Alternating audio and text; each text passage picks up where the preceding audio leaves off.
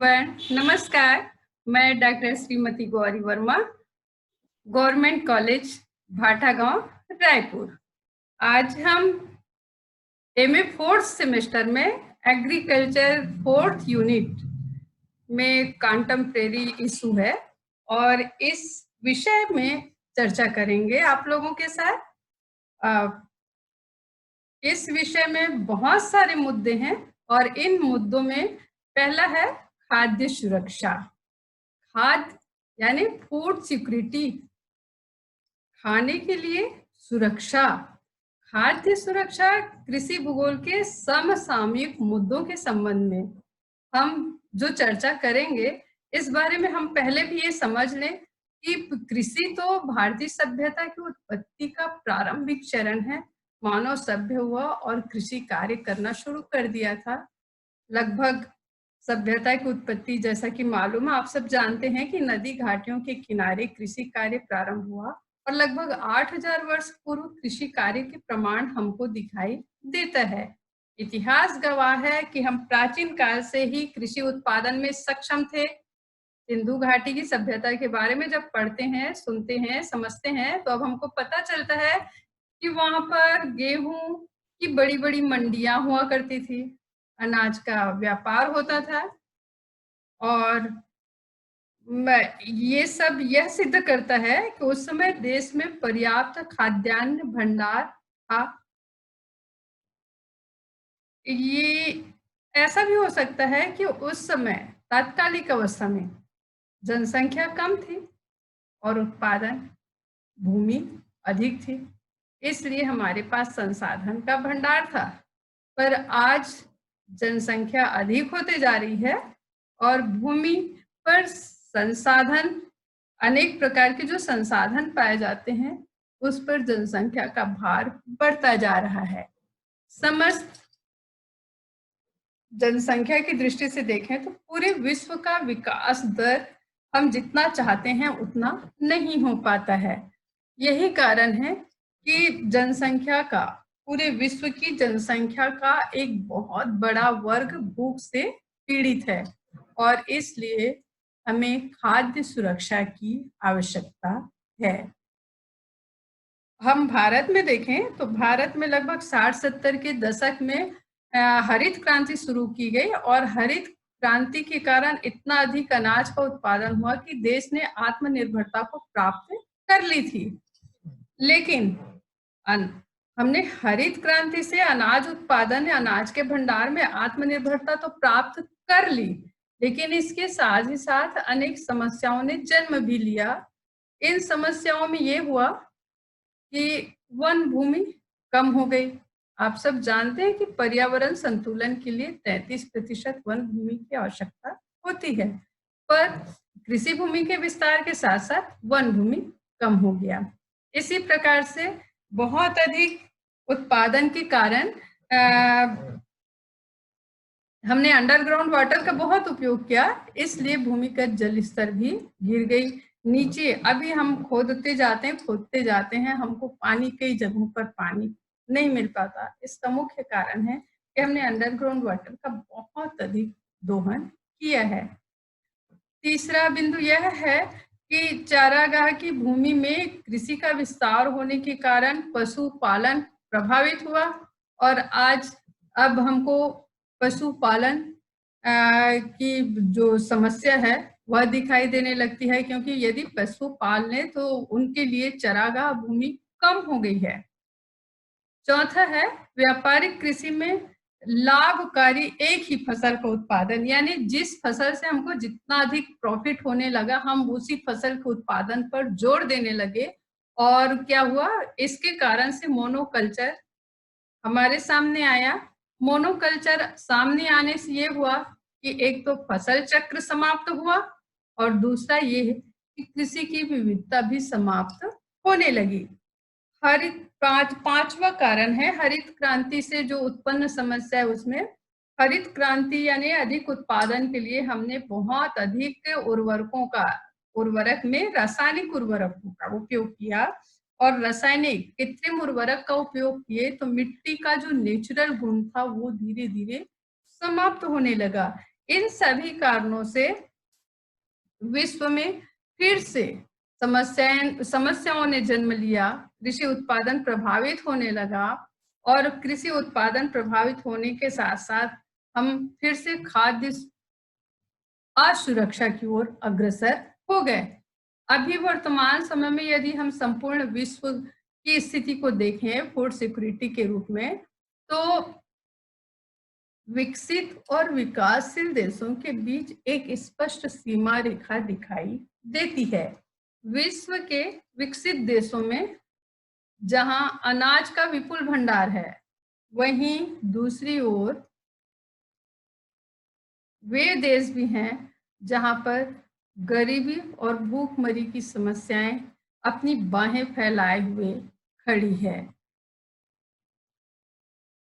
तो इस प्रकार से विश्व स्तर पर जो गरीबी और भूखमरी, खाद्य असुरक्षा की बात जो आई है, ये क्या कारण हो सकते हैं, कौन कौन से बिंदु हो सकते हैं जिसके कारण से हमें विश्व में अल्प पोषण, कुपोषण और खाद्य सुरक्षा दिखाई दे रहा है। इसके बहुत सारे कारक हो सकते हैं। भारत में भी अभी अल्प पोषण, भूख, कुपोषण से ग्रसित जनसंख्या दिखाई देती है। तो हमारे देश में भी और विश्व स्तर में भी बहुत सारे बिंदु हैं जिस पर कुछ बिंदुओं पर हम चर्चा करेंगे, जैसे कि जनसंख्या में बहुत वृद्धि होना। हम बहुत अधिक उत्पादन तो करते हैं, लेकिन उसी तुलना में यदि जनसंख्या बढ़ते जाती है, तो क्या जनसंख्या वृद्धि जो गुणात्मक हो रही है, उस गुणात्मक जनसंख्या को भोजन उपलब्ध करा पाएंगे? नहीं। इसलिए खाद्य असुरक्षा जन्म लेती है। दूसरी बिंदु मांग की लोच होना। मांग की लोच का असर ये है कि जैसे अनाज उत्पादन बहुत अधिक हो गया, मांग बढ़ने लगी, तो तुरंत उसका मूल्य बढ़ा दिया जाता है। तो मूल्य बढ़ जाने के कारण से भी सभी तबके के लोगों को पर्याप्त भोजन नहीं मिल पाता है। तीसरी समस्या होती है खाद्यान्नों में जमाखोरी। खाद्यान्नों में जमाखोरी हो जाने के कारण भी एक वर्ग को तो हर चीज अवेलेबल हो जाता है, पर दूसरा वर्ग निम्न तबका का व्यक्ति है, वो उस जमाखोरी अनाज को महंगे कीमत पर प्राप्त नहीं कर पाता है। और चौथा है वैश्विक बाजारीकरण। पांचवी व्यवस्था है प्राकृतिक आपदा, यानी देश में प्रकृति, देश नहीं विश्व में, प्रकृति तो प्रकृति है, नेचर है और वह स्वतंत्र है। कभी प्राकृतिक मार से जूझते हुए हमको अतिवृष्टि, कभी अनावृष्टि, बाढ़, सूखा, इन समस्याओं के कारण से भी खाद्यान्न उत्पादन प्रभावित होता है और हमको भोजन के लिए परेशान होना पड़ता है। सबको समान भोजन नहीं मिल पाता है। और ऐसा एक अनुमान है कि इन सब कारणों से विश्व की लगभग 85 करोड़ लोग सदैव भूखे होते हैं। 200 करोड़ लोग खाद्यान्न सुरक्षा से वंचित हैं। अल्प पोषण से एशिया महाद्वीप के 60% लोग ग्रसित हैं और अफ्रीका महाद्वीप के 25% लोग ग्रसित हैं। जनसंख्या और खाद्य आपूर्ति पर विस्कॉन्सिन विश्वविद्यालय अमेरिका की ग्रीन बेस संस्था के द्वारा एक सर्वेक्षण किया गया और इस संस्था के सर्वेक्षण से कुछ बिंदु सामने आए हैं।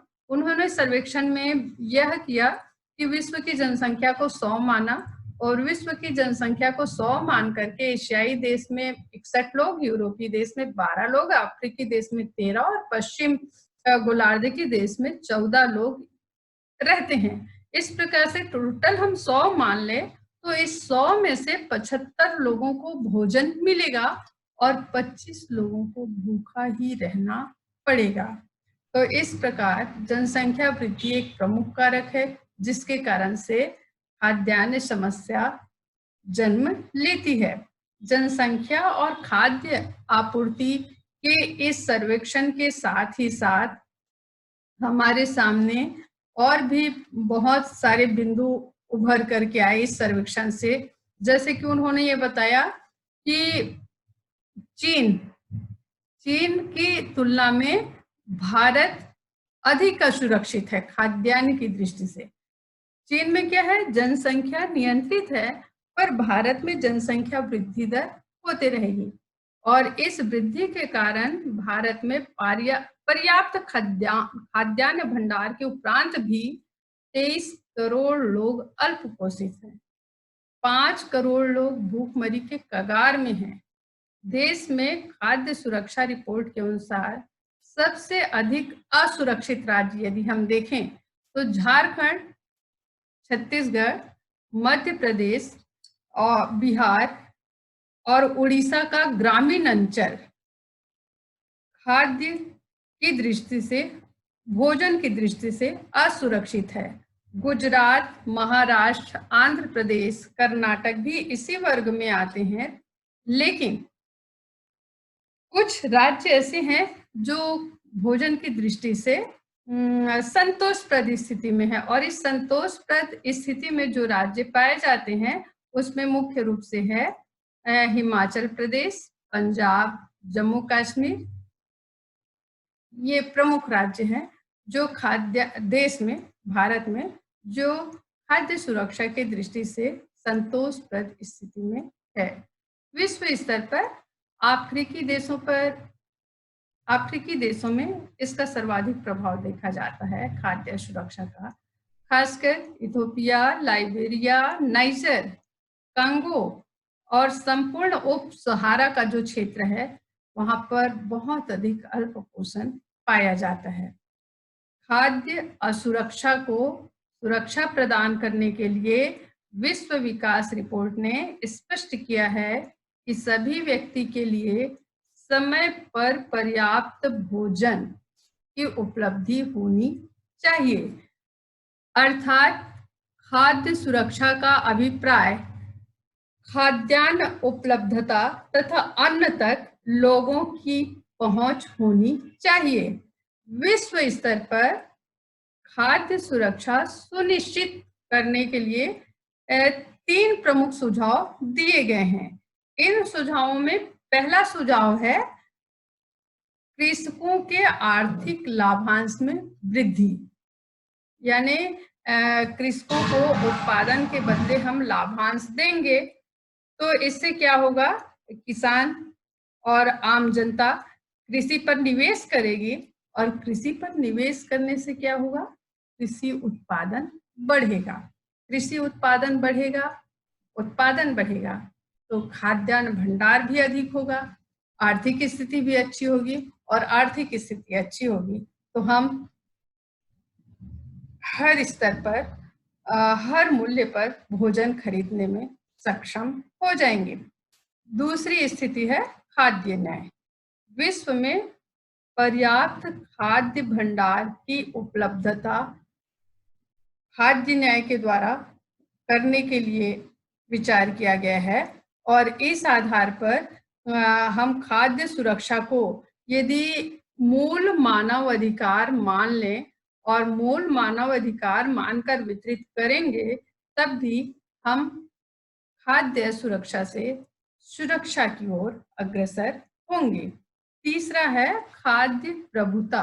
प्रभुता यानी भोज्य पदार्थों पर, खाद्यान्नों पर, खाद्य पर एक विशेष वर्ग का नियंत्रण होता है तो उसके प्रभुता से, उसके चंगुल से मुक्त होना, यानी कि बहुराष्ट्रीय कंपनियों के उपनिवेशवाद के शिकंजे से यदि हम मुक्त हो जाएं तो उपनिवेशवाद से मुक्त होने पर भी पर्याप्त खाद्य व्यवस्था हो सकती है। संयुक्त राष्ट्र संघ के खाद्य एवं कृषि संगठन के तत्वाधान में रोम में खाद्य शिखर सम्मेलन का आयोजन किया गया और इस खाद्य शिखर सम्मेलन के आयोजन पर कुछ बिंदु पर विचार किए गए। मुख्य उद्देश्य था खाद्य सुरक्षा। तो उस शिखर सम्मेलन में ये बात सामने आई कि हम खाद्य सुरक्षा पर रोम घोषणा के अनुसार चिरकाल लंबे समय तक अल्प पोषित जनसंख्या में कमी लाने की सिफारिश की गई। इसे रोम घोषणा के नाम से भी जाना जाता है, क्योंकि रोम के शिखर सम्मेलन में ही ये निर्धारित किया गया था कि हम खाद्य सुरक्षा की दृष्टि से सस्टेनेबल डेवलपमेंट करें और दीर्घकाल तक हम इस अल्प पोषण और कुपोषण से बचे रहें। और वैश्विक स्तर पर खाद्य सुरक्षा के लिए उस घोषणा में यह भी कहा गया कि विश्व के सभी देश को प्रयास करना है, सभी व्यक्तियों को, राज्यों को, देशों को व्यक्तिगत रूप स्तर पर, राष्ट्र स्तर पर, सामूहिक स्तर पर खाद्य सुरक्षा के लिए पर्याप्त उपाय किए जाएं, ऐसा उसमें कहा गया था। भारत में खाद्य सुरक्षा के लिए भारत सरकार के द्वारा अनेक प्रयास किए गए हैं और आप सब जानते हैं कि 1964 में ही भारतीय खाद्य निगम की स्थापना की गई थी और इस खाद्य निगम की स्थापना का एम ये था कि किसानों का जो उत्पादन होता है, सरकार के द्वारा एक न्यूनतम समर्थन मूल्य का निर्धारण किया जाएगा और सरकार उसी न्यूनतम समर्थन मूल्य जो निर्धारित करती है, उसी मूल्य पर किसानों के अनाज को क्रय किया जाएगा। इसके अतिरिक्त दूसरी व्यवस्था 1997 से देश में सार्वजनिक वितरण प्रणाली शुरू की गई है, जो सबको राशन अनाज वितरण का कार्य करता है। इसके अतिरिक्त और भी बहुत सारे प्रयास है जिससे गरीबी, भूखमरी, अल्प पोषण को दूर किया जाए, जिसमें है राष्ट्रीय रोजगार गारंटी, मनरेगा, स्कूलों में, प्राथमिक और मिडिल स्कूलों में मध्याह्न भोजन की व्यवस्था है, जिससे बच्चों में भूखमरी को दूर किया जाए। तो इन योजनाओं के संचालन से सबको भोजन प्रदान होते रहता है।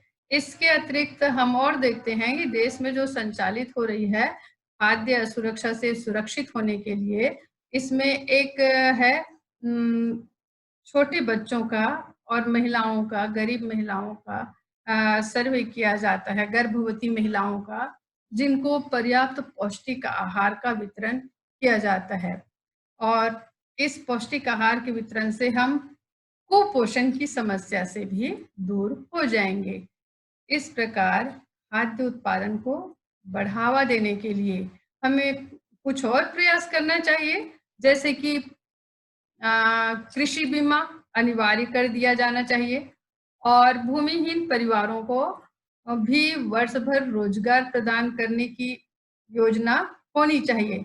क्या है, भारत में कृषि पूरे हर सीजन में नहीं किया जाता है। लोग 3-4 महीने लोकल काम करते हैं और उसके बाद उनका पलायन हो जाता है और वो शोषित होते हुए कहीं-कहीं चले जाते हैं और शोषण के शिकार होकर के भूखमरी, गरीबी, अल्प पोषण, कुपोषण की समस्या से जूझते हैं। तो इन सब कार्यों से, इन सब प्रयास से हम खाद्य असुरक्षा से सुरक्षा की ओर अग्रसर होंगे, निश्चित रूप से अग्रसर होंगे। ऐसा प्रयास यदि लागू हो जाए तो हम और आप सबको पर्याप्त भोजन मिल सकेगा और अल्प पोषण, कुपोषण की समस्या से निजात पा सकेंगे। धन्यवाद।